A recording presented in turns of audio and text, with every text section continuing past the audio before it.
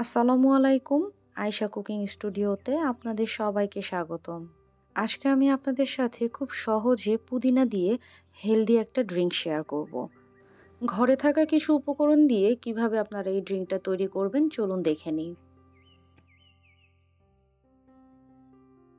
এই ড্রিঙ্কটা তৈরি করার জন্য নিয়ে নিয়েছি পুদিনা পাতা, একটা শসা, একটা লেবু আর আদা।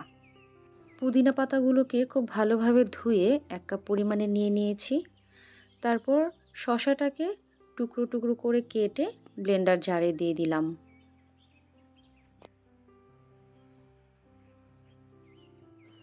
1 ইঞ্চি পরিমাণে আদা কুচি করে কেটে দিয়ে দিচ্ছি। সেই সাথে আরও দিচ্ছি একটা লেবু থেকে অল্প একটু পরিমাণে খোসা সহ কুচি কুচি করে কেটে। তারপর লেবুর রস দিয়ে দিচ্ছি। এখন আরও দিয়ে দিচ্ছি 2 টেবিল চামচ পরিমাণে মধু। আপনার এখানে চাইলে চিনিটাও ব্যবহার করতে পারেন। কিন্তু যেহেতু এটা হেলদি ড্রিঙ্ক বললাম আর একটু ভিন্ন রকমের, সেই জন্য আমি এখানে কিন্তু মধু ব্যবহার করছি। এখন এর মধ্যে দিয়ে দিলাম 2 কাপ পরিমাণে পানি।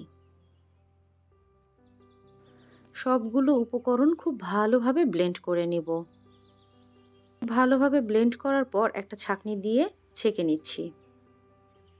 এই তো তৈরি হয়ে গেল খুব মজার একটা পুদিনা ড্রিঙ্কস। আপনারা চাইলে এই ড্রিঙ্কসটা নর্মাল এভাবেও খেতে পারেন, আবার ফ্রিজে রেখে ঠান্ডা করেও খেতে পারেন। কিন্তু সবচেয়ে ভালো হবে এখন বরফ দিয়ে তারপর ড্রিঙ্কটা পরিবেশন করলে।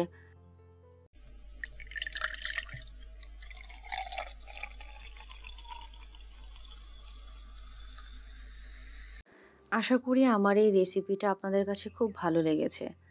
আর আমি অনুরোধ করব অবশ্যই একবারের জন্য হলেও এই রেসিপিটা আপনারা ট্রাই করবেন। আর আমার এই রেসিপিটা যদি আপনাদের ভালো লাগে তাহলে আপনারা শেয়ার করবেন আপনাদের ফ্রেন্ডস আর ফ্যামিলির সাথে। সেই সাথে আমার চ্যানেলটা সাবস্ক্রাইব করে পাশে থাকা বেল আইকনটিতে ক্লিক করে রাখতে পারেন নতুন যে কোনো ভিডিও নোটিফিকেশনের জন্যে। আজকের মতো এখানেই বিদায় নিচ্ছি। সবাই খুব ভালো থাকবেন। আল্লাহ হাফেজ।